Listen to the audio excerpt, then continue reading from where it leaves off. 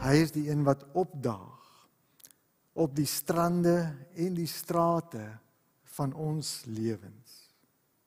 En hier te midde van ons alledaagse lewens, nooi hy vir jou en vir my vanoggend weer vir 'n ete. Daag hy op in jou lewe en in my lewe. Voed hy ons met sy oorvloed genade. Verwarm hy ons met die koelvuur van sy vergifnis en sy genadige teenwoordigheid. Want God is ernstig oor oorvloed genade. So wys Johannes dit in sy vertelling van die opgestane Jesus.